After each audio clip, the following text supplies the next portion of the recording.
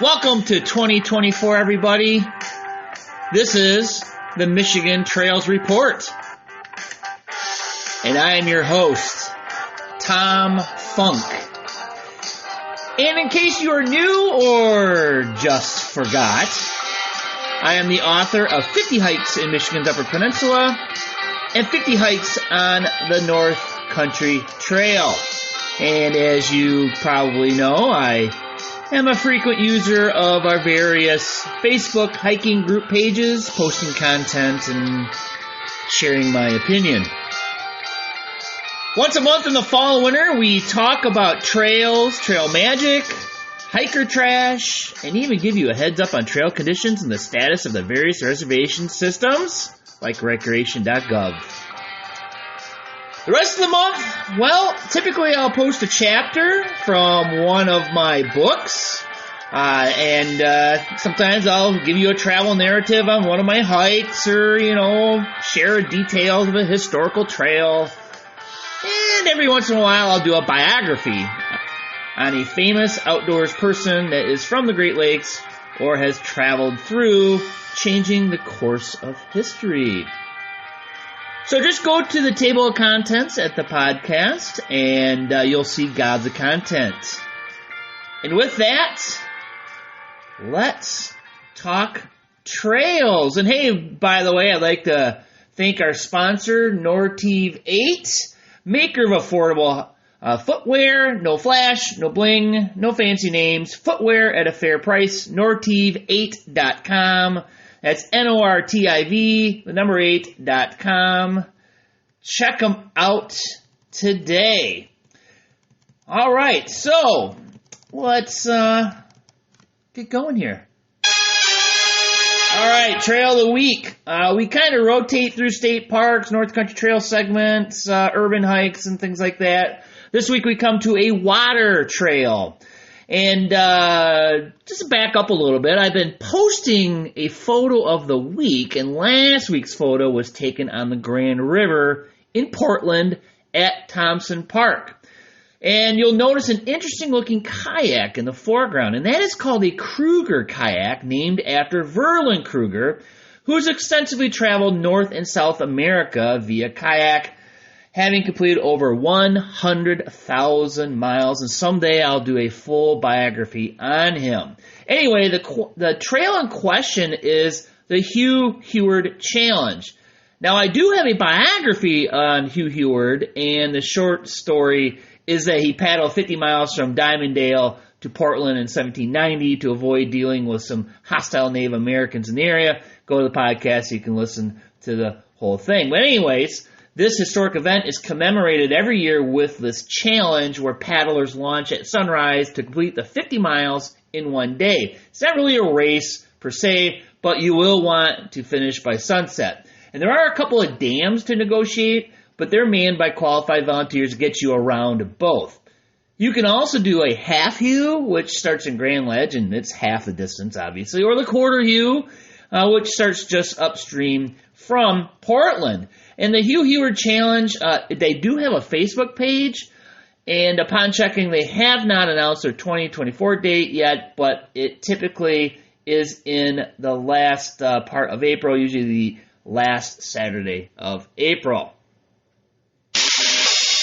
All right, trail conditions and alerts. Hey, I have a snow report. Oh my gosh, the snow report. Just a dusting in most parts of northern Michigan and the UP right now. Barely enough to snowmobile in only a few parts of the UP. Stay tuned to the end where we'll give you the weather report and it gets less depressing. How's that? So I do post a snow depth map weekly, or do some sort of report on the Facebook page. As of recently, it really hasn't been anything, so I've been just posting some local weather newscasters going over how depressing it is not to have any snow. So, hey, by the way, one of our sponsors, Gateway to Pictured Rocks, they tell us they're not renting this year, and it is mostly because of the long-term forecast, because this current El Nino is calling for warmer winter and less snow, and they said it's the first time they haven't rented in the winter, and so far, it looks like a good call, because the season's like 1/3 of the way over. So, yeah, there you go. Let's see, scrolling on down on my list here is the Don't Do This segment, and I posted an article by Backpacker Magazine. 10 backpacking gear tips we learned the hard way. Now, if you think about it, I think we've all learned a lesson or two over the years, but hey, go check out the article, but I'll tell you my number one. And that was having a reserve pair of dry socks just in case. And the thing is, I've done this for 30 plus years, and I've never had to implement it until my border route trail a few years ago. I was soaked to the core, the temperature was in the high 50s, and the only dry things I had left were my long underwear and a pair of socks. My buddy Keith Otis pitched a tarp, and we both stripped to our birthday suits while his father was in the tent, all warm and snuggly, because he sent us off on a water errand, and he was able to stay dry. But we changed into our dry clothes, and we both retired to our respective sleeping bags. And I'll tell you this, I was so glad that I had these in a watertight bag. We slept well and dried out our stuff in the morning. Nothing worse than going to sleep in wet clothing.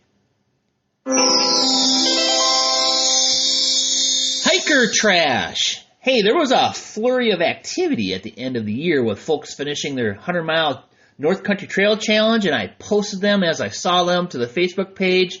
There was more than I expected. Nice to see folks finish on time. Please go to the Facebook page, Michigan Trails Report, and check out all the entries.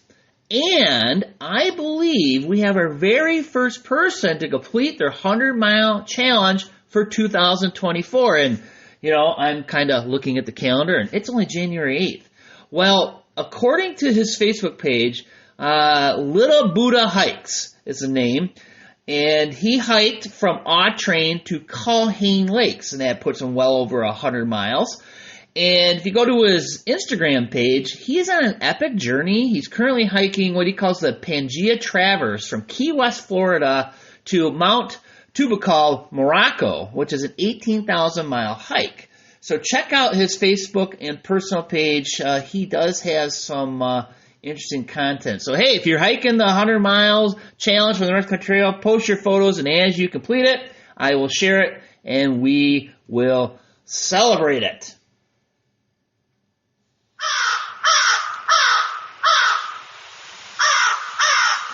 So have you been playing along with our photo of the week?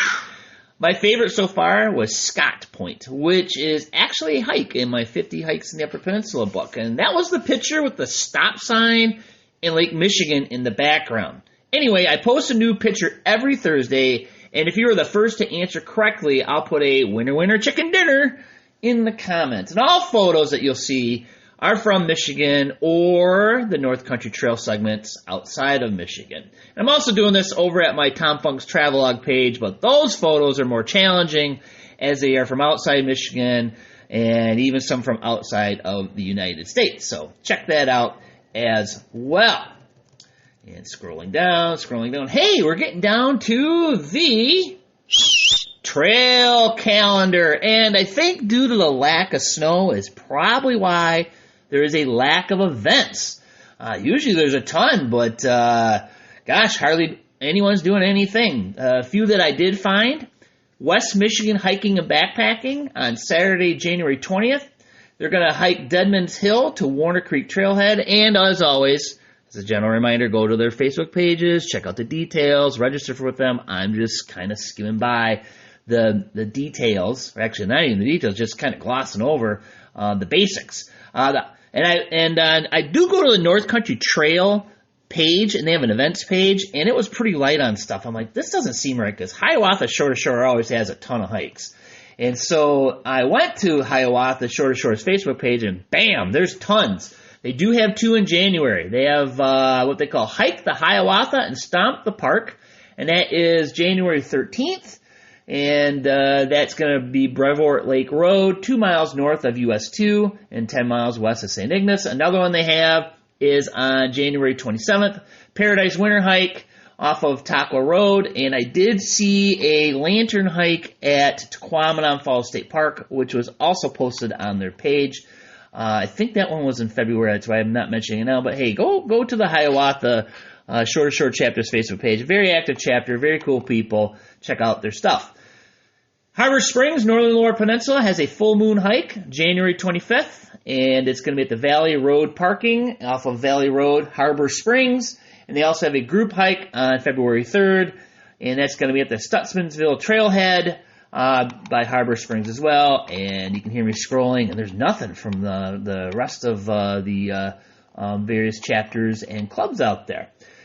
So we do have our events I like mentioning. Quiet Adventure Symposium, March 2nd, 2024, Michigan State University Pavilion. Outdoorama, February 22nd through the 25th at the Novi Expo Center, officially called the Suburban Collection Showplace, but we call it the Expo Center. Canoecopia is in Wisconsin. Madison, March 8th through the 10th, Alliance Center. Never been, you gotta go. It's awesome. I've been a bunch of times. So those are some events that are coming up. And let's do this. This is your reservation report brought to you by MichiganTrailMaps.com. High quality maps of many of your favorite hiking trails like Pictured Rocks, downloadable maps, and books on hiking in Michigan like mine. So here we are. We're in the new year. It's 2024. Plan and prepare. Leave no trace. Number one, my favorite leave no trace principle. And what does that mean? Well, you know what, guys? There are places in Michigan you just have to pull a permit or make a reservation to make things happen. You know, I read way too many stories, and I've experienced way too many times people not getting reservations, getting in trouble, getting caught, you know, making a mess of things. Please, just make the reservation, plan in advance, and pull them. The thing is, Michigan, a lot of our stuff has gotten really popular. And Pictured Rocks has become quite popular, and their reservation system is open, and you can book to the end of the calendar year. And I went and looked at it, and I saw Saturday of Memorial Day weekend is already becoming slim pickings. They only have 30 of the 62 sites left. So, and most of the sites that are left are kind of the inland sites. So it's only January 8th, folks. So if you want to do Memorial Day weekend, you want to get on it. The rest of the summer looks fine in Pictured Rocks. However, if you want to stay at Hurricane Campground, Memorial Day weekend is almost booked.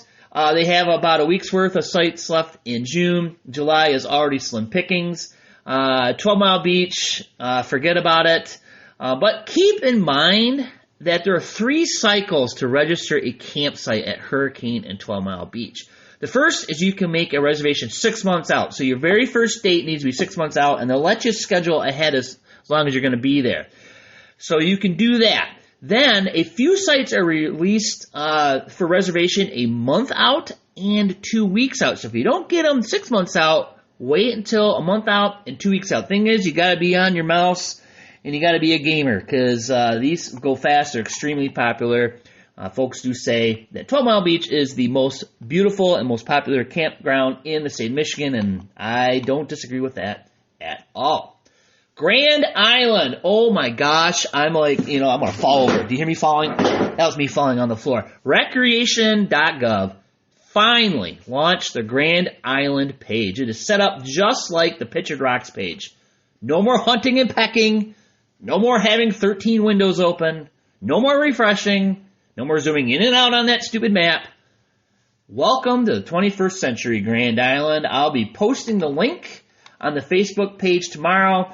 I read it off to you, but it's about 3,000 characters long, typical for a federal government website. So yeah, it's up and running. I checked out Sylvania Wilderness, plenty of openings. And again, this is recreation.gov website. They do have an app. I checked out all today's information on the website. Michigan State Park Campgrounds. The website is MIDNRreservations.com. And remember, 6 months in advance. It used to be a year. Now it's 6 months in advance. And each region of the state, they do have a campground that's open year-round. For example, you can camp at Tequamanon Falls State Park in the dead of winter. How cool is that? Pardon the pun, but hey. Anyways. So I did pick a random state park campground and looked at Memorial Day weekend. I picked Leelanau State Park, a very beautiful park. Campsites right on the lake. There's a few sites left. They're probably not going to be there in a week or two.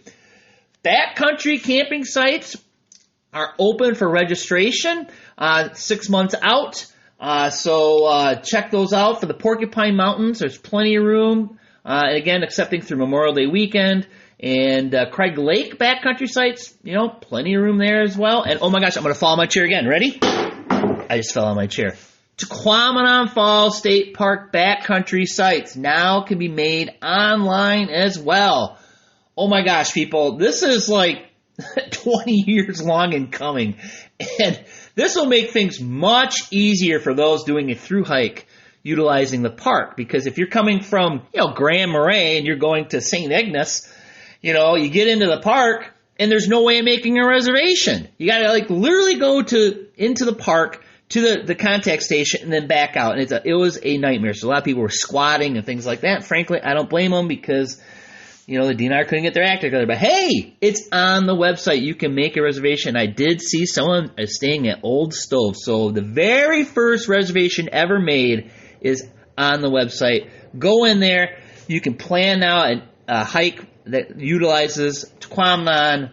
I'm very excited for that. So, I'm going to Isle Royal, Isle Royal Queen. Hey, they have a brand new reservation page as well, and it is easy to use. Lots of openings. Reservations for the Ranger 3 are taking place. There are plenty of openings. I didn't see any full dates there as well. The Isle Royal Seaplane, you have to submit a request on their website. And if you're interested in going to Isle Royal Lodge or Windigo Cabins, I was pushing them last fall saying, hey, you need to make your reservations. Well, guess what? You're SOL for the Lodge and the Windigo Cabins for this summer. They are booked solid. All right, time for the weather report. Marquette and Grayling, seasonal temps in the teens and 20s with accumulating snows for the next 10 days or so. Grand Rapids, a little warmer, temps in the 20s with accumulating snows as well. And let's see if this is enough to make it worthwhile to go snowshoeing. All right, so there's your Michigan Trails report for the first week of 2024. We'll do this again on the first week of February. And in the meantime, look for content. I usually release it on Tuesdays. So please subscribe to the podcast if you're listening on Spotify or Google or Podbean or whatever. Please check it out and subscribe. And keep in mind that I did create a one-stop shop for all the various social media stuff associated with my goings-on. So no more looking for a pen that works. No more writing in the fog on your bathroom mirror. Just remember this, tomfunk.net. Yep, that's it. One page. That's all you have to remember. You go there and you can link out from that spot. And the other thing you need to do, again, please, right now, click the follow button. If you don't, I'm going to cancel your REI membership. And keep in mind, if you subscribe, you'll get the podcast the moment it's released versus me posting on social media when I get around to it. And again, thank you to our sponsor, Nortive 8. And as always, I like to end with a quote. A good traveler has no fixed plans and is not intent on arriving. Lao Tzu. All right, thanks for joining us, everybody.